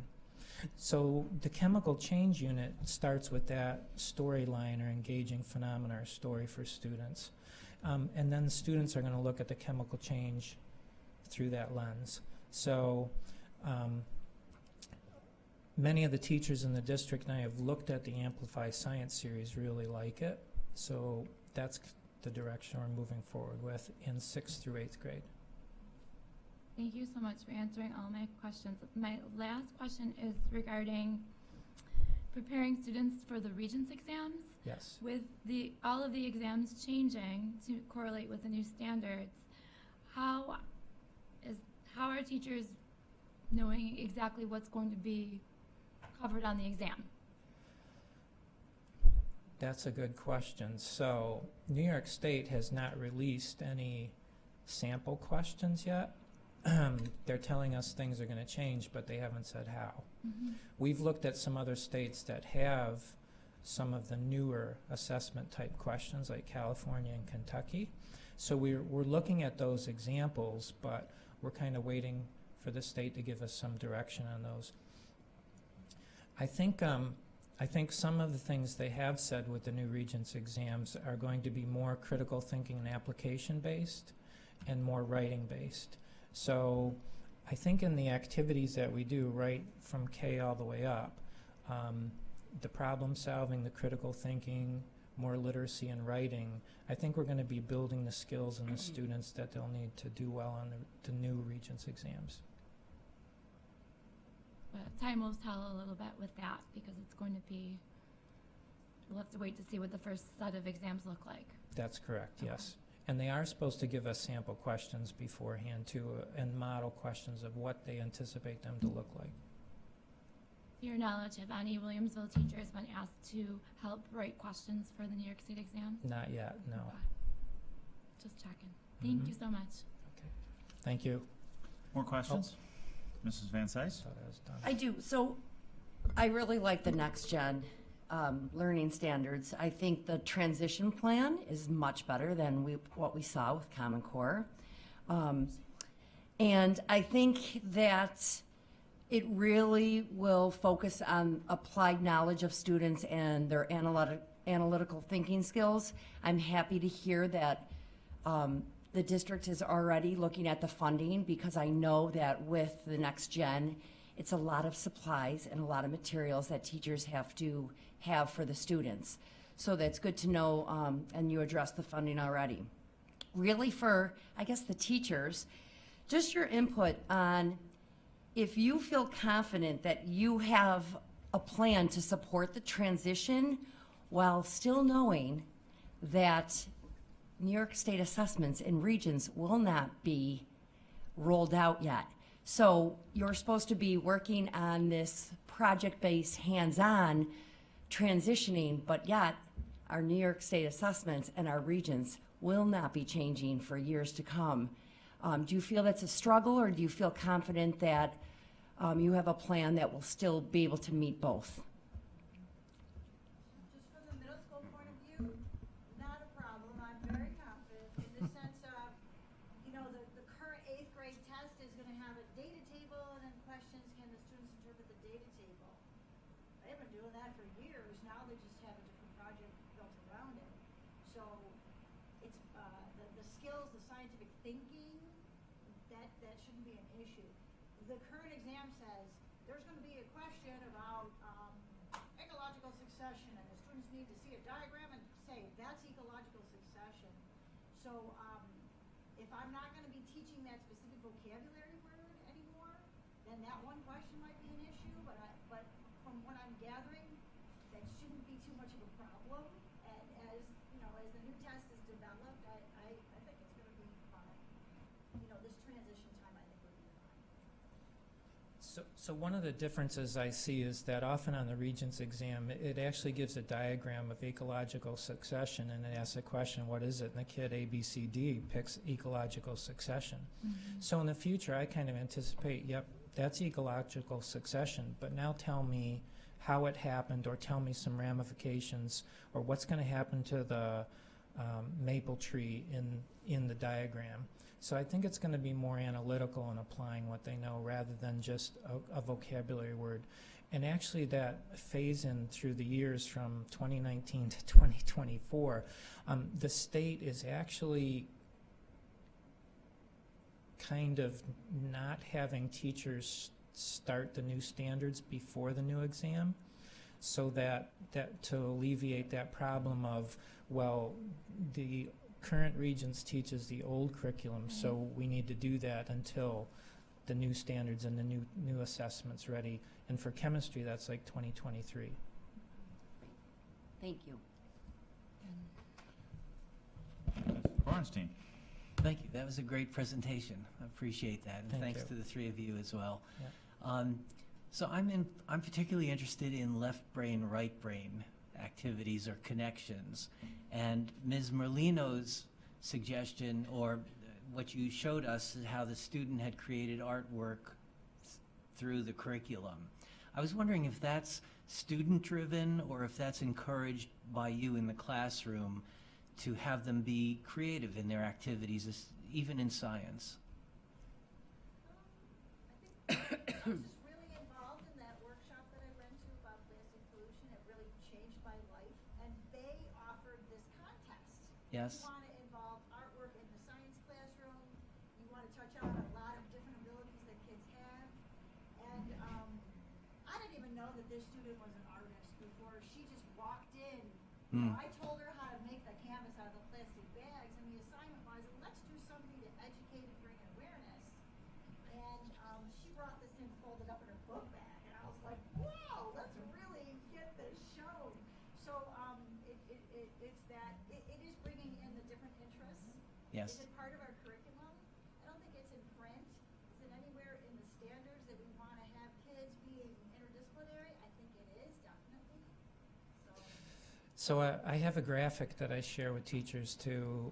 In my little brain, I kind of simplify all this on standards to presentation and process and product. So I encourage teachers to look at their presentation style and maybe move from that sage on the stage to the meddler in the middle style. So a self-reflection on your presentation. And then I encourage them to look at the student processes that their students are going through. What kind of processes are they're going through? And Julie's explanation of the high school labs, where instead of giving, here's the lab with directions, follow step by step, it's like, here's the problem. You figure out your own lab to answer the question. So that's a process. And then what kind of products are your students producing? And I think that is one of the things that is definitely more open-ended. So it's not a workbook fill-in-the-blank page. It's more open-ended, like what kind of products can your students produce that show what they've learned? And could it include art and engineering? And absolutely, positively, we hope so going forward, and robots and so on. So Yeah, that is great. Thank you. thank you. Thank you so much. Other questions? I have a few. Okay. I have to say I'm beyond excited here for science. I'm ready to come back to the classroom. That was so much fun, so thank you all for the presentation this evening. I wanted to know a little bit more here about the standards and the process behind them, how they were written and that sort of stuff. In the presentation you gave so far, you talked about how the state made the standards themselves, but yet, and I'm happy to hear this, that the teachers get to decide how it's going to be taught. And how to take those standards and bring them down into the class level. Were teachers involved in the writing of the standards? And I'm kind of hinting, going back to when we were looking at that bad word, the Common Core, where, you know, teachers were kind of left out of the whole process. Were they brought in? Were the standards, you know, developed using input from New York State teachers? So, so nationally, there were a lot of teachers involved in writing the national standards. And if you recall, New York State was a lead state in writing the national standards, so there were a lot of New York State teachers involved. When New York State took the next generation science standards and made them New York standards, they essentially added this much to the next generation science standards. Very, very little was added. So essentially, New York standards are the next generation science standards plus a little bit. So there were a lot of teachers, a lot of college level people, science people from across the country were very much involved in it, yes. And now it's a good point too, because now real teachers in the district will take the standards, and now we have to start writing curriculum. So what is 6th grade science going to look like? And we have the opportunity to write that curriculum, right?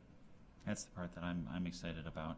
What about the test? Because I know the test has been kind of untouched. Questar, you know, Pearson, they haven't gotten their fingers into that part yet. Is this still teacher-based and state-based testing for 5th and 8th grade? Yes. And currently, the 4th grade test and the 8th grade test have a performance test to it. So the kids come in and sit at 3 different stations, and they actually have to manipulate science equipment and do some things and answer some questions as part of the test. And from all indications, that's going to remain part of the test. It'll change. It'll be new. But and other states around the country have looked at New York like, wow, you guys really do that, because, I mean, that's really kids doing science and manipulating materials to come up with answers for a test. So I'm looking forward to the new test. Not sure what it's going to be, but I do think it's going to have a performance base to it, which I think is really important. That's awesome. I am ecstatic. I'm looking forward to this new curriculum being rolled out, especially being more project-based, and hope that, you know, we'll eventually see the math and English programs start to come back around, where you can start to do, you know, group-long projects, you know, where science can maybe be part of it, but, you know, English and math helps into the project and all of that, and it becomes this big collaboration. Because, at least for me, I was always the hands-on student, and when we could do a project base like that, I learned 10 times quicker than any other way. And I know every child is different, but it's great to see, you know, a mix of the various concepts. So thank you very much. Any other questions, comments? Dr. Martzloff? Yeah, I just want to say thank you, Mr. Bird, and thank you to our teachers who have taken the time out to be here this evening. Been talking about science for almost an hour, and it really was quite engaging and interesting. I was actually a biology major in college, so see what happens to you when you go down that road. But it was because of an engaging, inspiring science teacher like yourselves that really got me excited about that curricular area. So thank you for what you're doing with our kids every single day. You never know when you're making that critical connection to our students. All throughout, I kept waiting to hear the term scientific method. And I never heard anyone say it, but yet what you're asking kids to do is really follow the scientific method as it relates to real world problems. So keep up the fantastic work, and thank you for being here. We will see you all again, hopefully in 4 or 5 years, to report on how great the rollout has been. So terrific job. Yeah, sorry we took. Please. I don't have anything under personnel matters this month to discuss. District facilities committee report pertinent to the wellness and fitness policy. Is that something you can report on, Dr. Martzloff? That one, let me see. Sorry? 18. Yeah. I have to get off of the PowerPoint. Way ahead of me.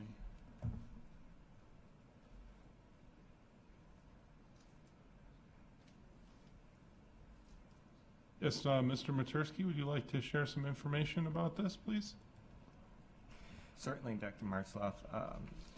This report is the required annual report in compliance with our wellness nutrition policy number 5661. In 2017, last school year, we were required as a committee to adjust the past policy to be in compliant with the new law. And so this year was the first year that our committee worked on maintaining, reviewing, and enhancing the activities that go with the wellness nutrition. So essentially, this policy focuses on the nutritional aspects that the school district child nutrition program, as well as other items that are offered by the district at any time within the school day. One of the items that we've done through the child nutrition program this year has been to try and introduce new meal options, including homemade soups, minestrone, and tortilla type soup has been a couple of the items. There's many other items listed there. Using local vegetables. So a lot of those items were worked on by the child nutrition department.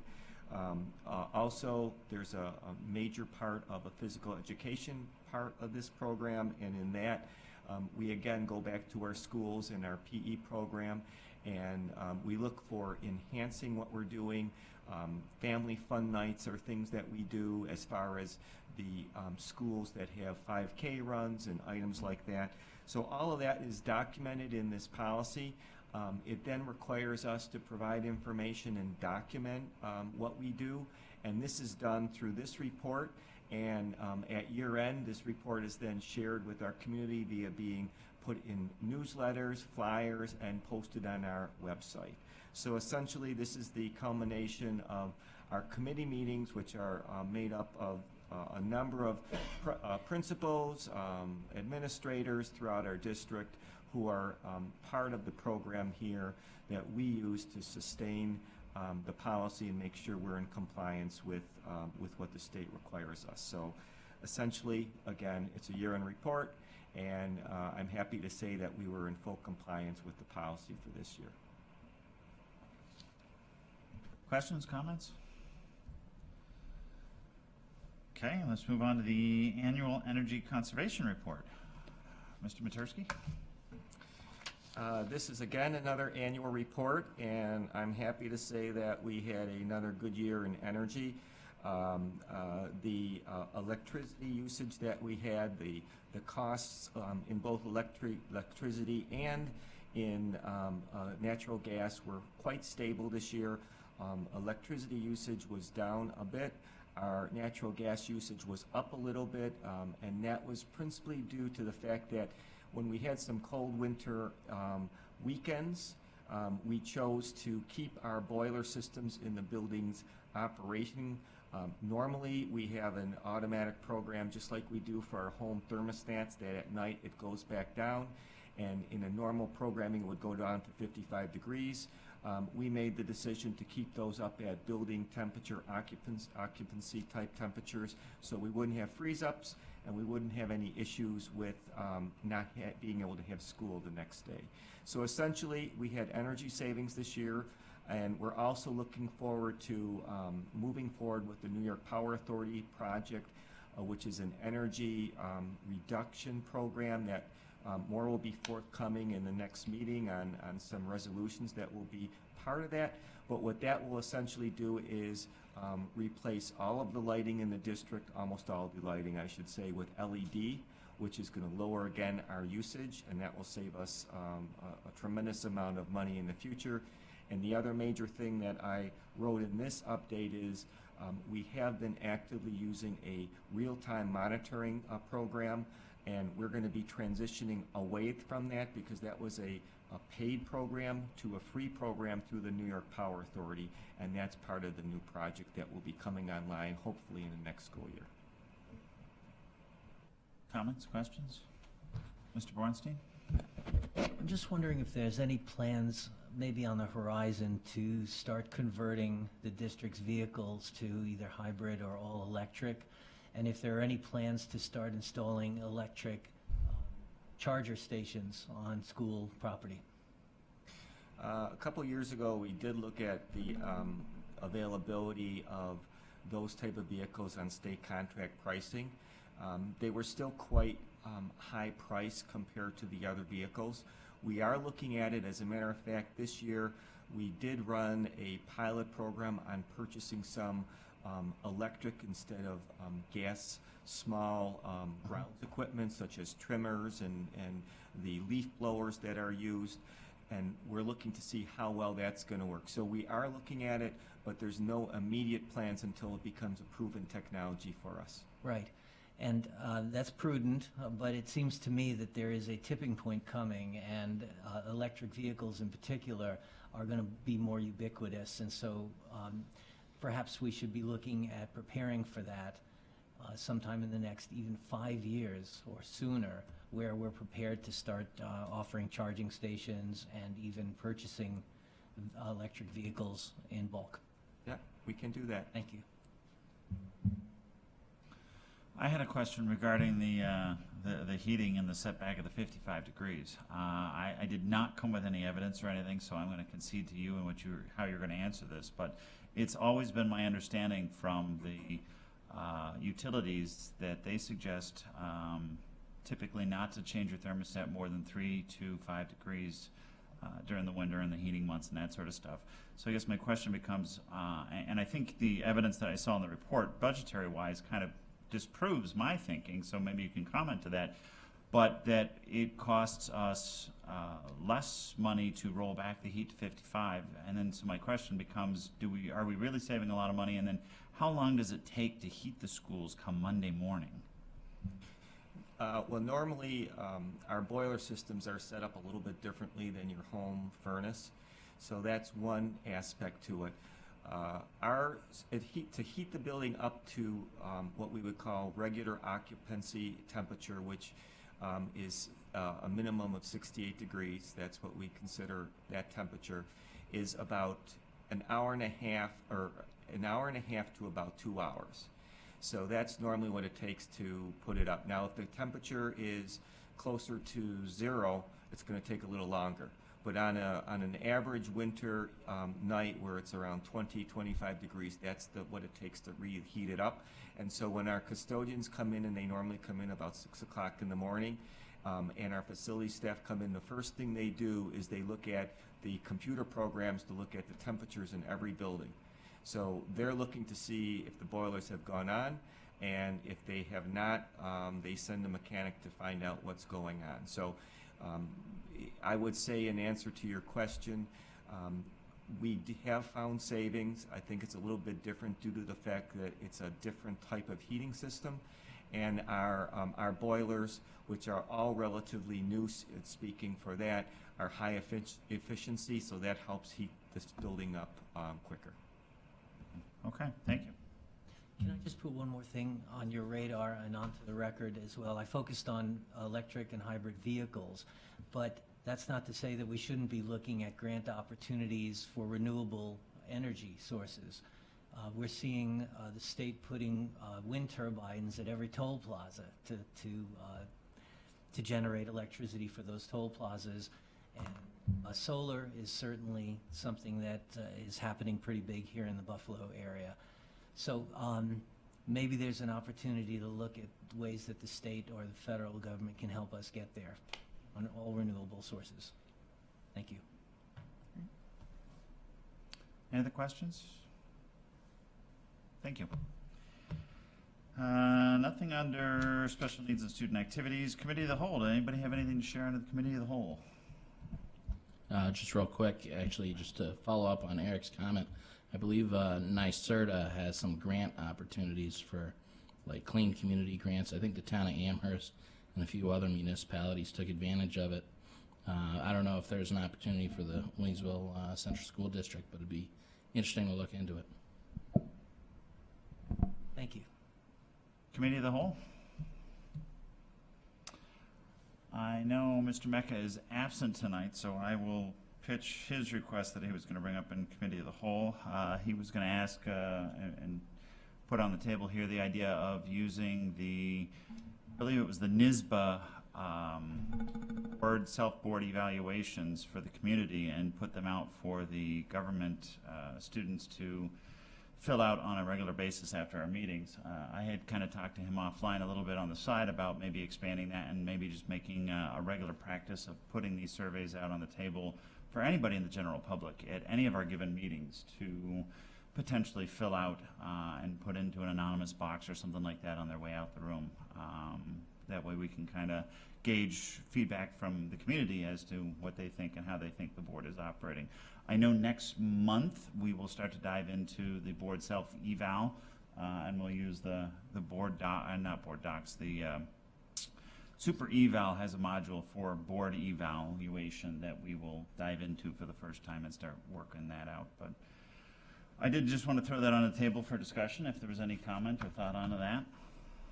Yes. I have just a quick comment about the surveys. I think it's a great idea, but I would suggest that we request that the social studies teachers that would be having students come and be our observers to just give a very quick overview of the survey and maybe spend 5 minutes talking about how to fill out a survey. I know that sounds simplistic, but if we're asking them on a regular basis to do an evaluation and their feedback is important, then they need, I think, a little bit of background of how you do that. Mm-hmm. And of course, most of them stay for about half the meeting. So that would affect the survey a I bit. think that's the general community. But a half of a survey is better than. We'll have the gentleman in the back here. I'm open to any ideas. You know, as I said, this was Mr. Mecca's idea originally. I was just expanding upon it and saying let's open it up to the community in general. And, you know, I know we typically have the agendas up on the table for people to grab. So I was thinking we just put the a one-page community, survey right there as well, and people could fill it out if they chose. And again, I would assume that members of the community have had opportunities to do surveys before, so that would work well also, I think. Yep. Any comments, thoughts, questions on this? Mrs. Leatherborough?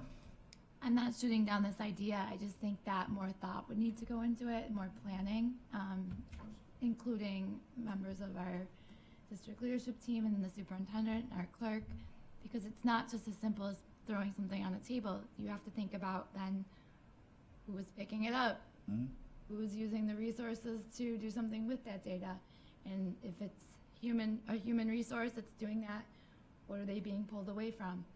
So I think there's a lot of things to consider, and if we're going to have an idea like that, it needs to be thoroughly vetted. Correct. I'm not suggesting otherwise. The committee of the whole just bring up the idea. It's not a vetted process by far. It needs to be thought out thoroughly before we could implement for sure. And I concur with that. I think it's a good idea potentially, but again, I think we need to really look at the true purpose and what we really do with that information. And you're talking about two different things. You're saying, okay, we could have a community one, but yet we could have a social studies one. Those are two separate entities that, again, it just needs to be, we need to make sure it's purposeful. What are we really going to do with that information, especially if it's anonymous? We want to make sure that we're going to move forward with something and be mindful about it. Without, we need to make sure we have the guidelines, and I would say definitely consult with our district first. And is this truly something that we want to branch out and do more open-ended? You always got to look at, the results, the get back, and what are you going to do with that then? Change there's a lot. But we just talked about two things. Just you were saying one thing, community, but then the PIG economics class, and those are. You either have to, I think, do one. If you're going to do it for the community, you can't then also go and instruct and tell the PIG economics students that they have to do something. I think it just has to be a much deeper and detailed conversation. Sean, do you want to add that as an item for discussion at one of our upcoming meetings on the agenda? If there is enough support for it, again, I know this is Mr. Mecca's idea. I'm more or less just presenting it on his behalf. It was a good idea. It certainly, in my opinion, has some merit, at least for some discussion. I'm not suggesting that we move forward with it because there are a lot of caveats that we're going to make sure that we're careful about.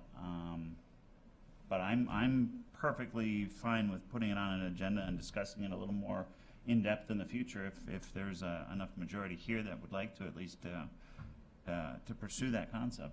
I'm in support. Okay, I see a majority, so we can put it on the agenda then for a future time.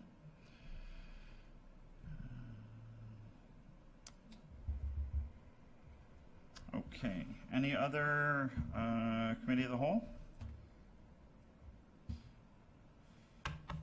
Nope. Are there any correspondences anyone would like to discuss? Okay. We will now conduct our second public expression with all the same rules as outlined from our first public expression. Anyone wishing to address the board should go to the podium and sign in, please, at this time.